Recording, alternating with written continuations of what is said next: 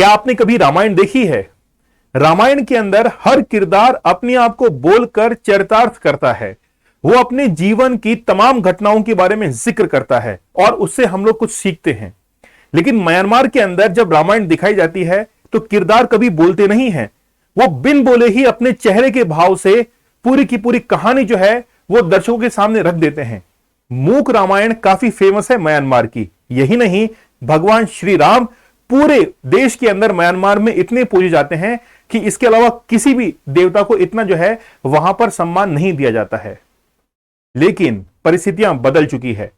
आज हम लोग बात करने वाले हैं म्यांमार के अंदर रिसेंटली वहां की सेना ने ही जनता के ऊपर जो है बम गिराए हैं। बम जो है वो गिराए गए हैं, यहां तक कि गोलियां बरसाई हैं और उसमें 100+ जो लोग हैं उनकी जान जा चुकी है। पूरी कहानी में आप लोग को बताऊंगा कि म्यांमार के अंदर सैनिक शासन किस प्रकार से लगा है। आंग सान सू की, जिनको पहले नोबेल प्राइज दिया गया था, उनसे नोबेल प्राइज भी छीन लिया गया था। हम लोग घटनाक्रम का जिक्र करेंगे।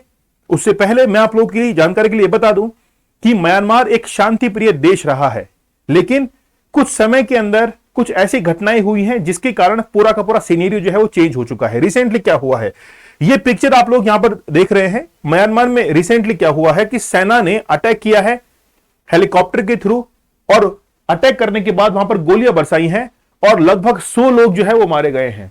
ये आम नागरिक थे। लेकिन वो गोलियां क्यों बरसाई गई हैं, सबसे पहले आप लोग यहां पे पिक्चर्स देखिए। पिक्चर के अंदर आप लोग देख रहे हैं कि एक प्रोग्राम जो है वो ऑर्गेनाइज करवाया गया था, स्पेशली एक पार्टी के द्वारा। एक ऑफिस का वहां पर इनॉग्रेशन था जहां पे काफी सारे लोग जमा हुए थे। सभी आम नागरिक थे, महिलाएं थे, बच्चे उसके अंदर शामिल थे। तो जैसे ही बॉम्ब आकर गिरा तो पूरा जो है वो तहस नहस हो जाता है। इसके बाद में हर तरफ जो है वो आपको डेड बॉडी जो है वहां पर दिखाई दे रही थी और न्यूज चैनल्स ने भी बहुत इसको दिखाया है। आप लोग देख सकते हैं कि बहुत सारे लोगों ने जो है वो जान गंवाई है। अगर किसी देश की सेना जो है वो जब राजनीतिक रूप से हस्तक्षेप करने लग जाती है, इंटरप्शन करने लग जाती है, तो यही परिस्थितियां जो है वो वहां पर पैदा हो जाती है। सबसे पहले मैं आप लोगों को म्यांमार का मैप जो है वो दिखा देता हूं। म्यांमार की कैपिटल जो है वो है नेपिटाओ। मतलब पहले जो रंगून हुआ करती थी उस कैपिटल को चेंज किया गया और नेपिटाओ जो है वो अभी क्या है, यहां की कैपिटल है।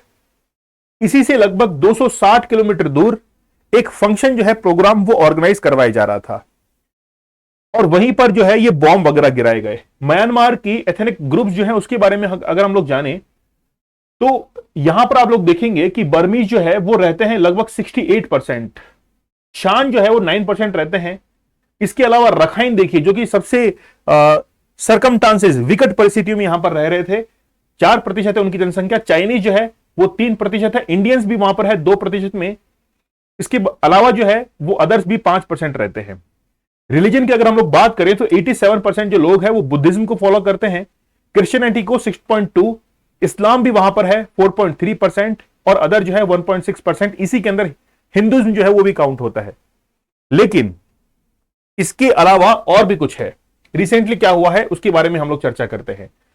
म्यांमार की जो मिलिट्री है उन्होंने बॉम्ब जो है वो ड्रॉप किए हैं जेट्स के थ्रू और वहां पर फायर भी किया गया।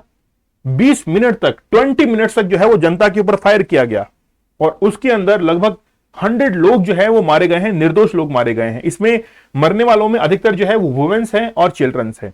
हुआ क्या है पहले वो सुनिए। अब रिसेंटली क्या हुआ कि पीडीएफ मतलब पीपल डिफेंस फोर्सेस, इसका ऑफिस जो है उसका इनॉग्रेशन था।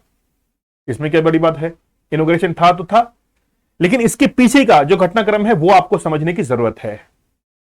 देखिए, म्यांमार के अंदर जो म्यांमार की संसद है वहां पर 25% सीट जो है वो मिलिट्री के लिए रिजर्व होती हैं।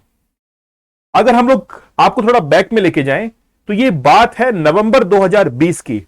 नवंबर 2020 के अंदर इलेक्शंस होते हैं म्यांमार में और वहां पर उस इलेक्शंस के जब रिजल्ट्स आते हैं तो जो 25% सीट्स रिजर्व थी मिलिट्री के लिए वो भी उनके खाते में नहीं आती है। मतलब बहुत कम सीट जो है वो मिलिट्री के पास में बचती है। लेकिन मिलिट्री ये कहती है कि जो अभी इलेक्शंस हुए हैं आंग सान सू की पार्टी के द्वारा, उसके अंदर कहीं ना कहीं धांधली की गई है, कहीं ना कहीं करप्शन हुआ है, इसलिए इतनी कम सीट जो है वो हमारी आई हैं। फिर सेना ने यह कहा कि जो वहां का इलेक्शन कमीशन है उससे जांच करवाई जाए और फिर यह देखिए कि क्या वाकई में ये इलेक्शन जो हुए हैं म्यांमार में नवंबर 2020 में, क्या ये फेयर हुए हैं? यहां तक कि सेना ने यह भी चेतावनी दे दी कि आप लोगों को 1 फरवरी 2021 से पहले पहले ये सारा जितना भी है इसकी जांच जो है वो कर लेनी चाहिए। अगर नहीं की है 1 फरवरी 2021 से पहले पहले, नहीं तो फिर हम जो है वो हावी हो जाएंगे, पॉलिटिकल जितनी भी पार्टीज है उसको रिमूव कर देंगे। यही हुआ। जो निर्वाचन आयोग है, इलेक्शन कमीशन है, उसके द्वारा कोई भी जांच नहीं की गई और उसने कहा कि बिल्कुल फेयर काम हुआ है। तो 1 फरवरी 2021 को वहां पर सैनिक शासन लग गया, जिसको हम लोग कहते हैं कू। वहां पर लग गया सैनिक शासन। ये जो शब्द आप लोग देख रहे हैं, ये उस समय गूगल पर काफी ट्रेंडिंग था, बहुत लोगों ने सर्च किया था। कू लगा था, कू मतलब सैनिक शासन लगा था। आंग सान सू की जो थी, इनका बहुत बड़ा रोल था इसके अंदर। आंग सान सू की जो कि अपने पिता के नक्शे कदम पर चल रही थी, उनको लगभग 1992 के अंदर अरेस्ट कर लिया गया था। और उसी समय जब इनको नोबेल पीस प्राइज दिया गया था, और अभी कुछ समय पहले ही जो है नोबेल पीस प्राइज इनसे ले भी लिया गया था कि भाई आपके रहते हुए देश के अंदर जो है इतना डिस्टर्बेंस क्रिएट हो रहा है, तो आप जो है वो अपने देश के अंदर ही शांति नहीं बना पा रही है, इसलिए नोबेल प्राइज जो है वो आप इसकी जो है हकदार ही नहीं है। उनसे वापस जो है ले लिया गया था। तो सैनिक शासन जो है वो लग गया था म्यांमार के अंदर 1 फरवरी 2021 से। अब क्या हुआ, इसी सैनिक शासन के खिलाफ जो है ये जो पीडीएफ देख रहे हैं, इन्होंने पूरा का पूरा एक सम्मेलन जो है वो यहां पर गठित किया था। मतलब भीड़ यहां पे काफी अच्छी तादाद में थी जो कि सेना का विरोध करने के लिए वहां पर थी। सेना को यह बर्दाश्त नहीं हुआ, फिर उन्होंने हेलीकॉप्टर से बॉम्ब गिराया और उसके बाद में फायरिंग शुरू कर दी। उसका रिजल्ट यह है। लेकिन केवल रिजल्ट यहीं पे नहीं रुकता है, आंकड़े बहुत जो है वो भयानक है। मैंने कुछ आंकड़े जो है लिख दिए हैं। 2022 से लेकर अब तक 407 डेथ्स जो है वो वहां पर काउंट की गई हैं। पिछले 6 महीने के अंदर 135 ऐसे इवेंट हुए हैं जिनके अंदर लोगों की जानें गई हैं। इसके बाद में 2021 जब से कू लगा है, सैनिक शासन लगा है, तब से लेकर आज तक 31,000 लोग जो हैं वो मारे जा चुके हैं। निर्दोष लोग थे, सभी आम जनता थी। अब जिन्होंने अपने घर छोड़ दिए हैं वो है 11 लाख लोग। अपने घरों को छोड़ दिया है, बाहर चले गए हैं 11 लाख लोग वो हैं। और जिनको डेथ पेनल्टी दी गई है, मृत्यु दंड की सजा दी गई है, 100 लोग वो हैं। तो ये आंकड़े बहुत जो है वो भयानक है। इसीलिए यूएन के जो महासचिव हैं, सेक्रेटरी हैं, उन्होंने, एंटोनियो गुटेरेस ने रिसेंटली कहा कि ये म्यांमार के अंदर जो भी चल रहा है इसको जल्द ही कंट्रोल करना पड़ेगा, और उन्होंने इस चीज की निंदा भी की थी। अच्छा, थोड़ा सा आगे जो है मैं आप लोगों को और लेके चलता हूं। म्यांमार के अंदर जितने भी जेट्स वगैरह यूज होते हैं वो या तो रशियन होते हैं या फिर चाइनीज होते हैं। दोनों देशों के द्वारा ही सप्लाई किए जाते हैं म्यांमार के अंदर। और आप लोग जानते हैं कि चाइना से अगर कोई वेपन्स वगैरह इंडिया में एंटर होते हैं तो वो चाइना से म्यांमार में पहुंचते हैं, क्योंकि वहां पर तो अलाउ है, अच्छे से आते हैं, और फिर म्यांमार से इंडिया के अंदर उनको एंट्री मिल जाती है। खासतौर पर नक्सलीज जो है उनको वेपन्स कहां से मिलते हैं, यही एक रास्ता है, म्यांमार के थ्रू जो है उनको वेपन्स पहुंचा दिए जाते हैं, ताकि भारत की गवर्नमेंट जो है, इंडियन गवर्नमेंट की पैरेलल वो विरोध कर सके। तो नक्सलिज्म जो है इनको सपोर्ट यहीं से मिल रहा है, चाइना जो है वो सपोर्ट कर रहा है थ्रू म्यांमार।